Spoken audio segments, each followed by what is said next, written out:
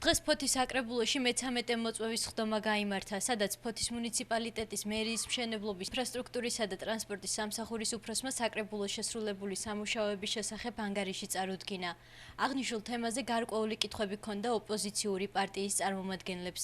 ინფრასტრუქტურულ პროექტებს ქალაქში, რაც დღეს ხორციელდება, აბსოლუტურად ყველა არის უხარისხოდ შესრულებული, რაც კი სრულდება.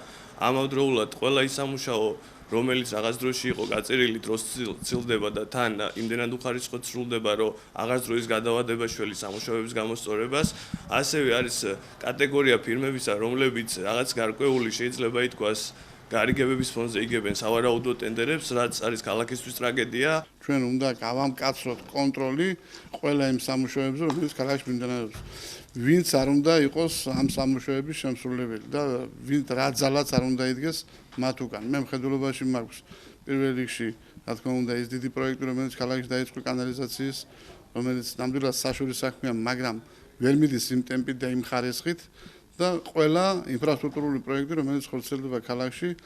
ქალაქში არსებობს უამრავი მინი სტადიონები, რომლებიც არის ძალიან ცუდ მდგომარეობაში, არ ხორციელდება მისი მოვლა-პატრონობა. აქედან გამომდინარე, დღეს იყო მშენებლობისა და ინფრასტრუქტურის სამსახურის მოსმენა და ფაქტურად დაუსვი კითხვა ამასთან დაკავშირებით. აჯიზე კარგად არის აღნიშნული, სადაც ცხადდებათ ტენდერები, იქ კომპანიები თუ როგორ აღნიშნავენ, რომ ერთპიროვნულად მორგებულია ტენდერები მხოლოდ ერთ კომპანიაზე და ეს რატომ არის, ეს უკვე გამოძიების საკითხებია და ეს უკვე დასაინტერესებელია იმ სატენდერო კომისიასთან, თუ რატომ ხდება, რომ მხოლოდ ერთი კომპანია იმარჯვებს ქალაქში. ამაზე ცნობილი გახდა, რომ ტურიზმის ცეცხლს ბიუჯეტი 25,000 ლარით გაიზარდა, რომელიც სამაშველო სამსახურის საქმიანობას მოხმარდება. აღნიშნულ ცვლილებაში არის გათვალისწინებული 25,000-ის დამატება ტურიზმის ცენტრზე. ეს არის მაშველებთან დაკავშირებული ხარჯები, მიმდინარე საზაფხულო პერიოდთან დაკავშირებით, ზღვის სანაპირო ზოლზე მაშველების აუცილებელი მორიგეობისთან დაკავშირებით.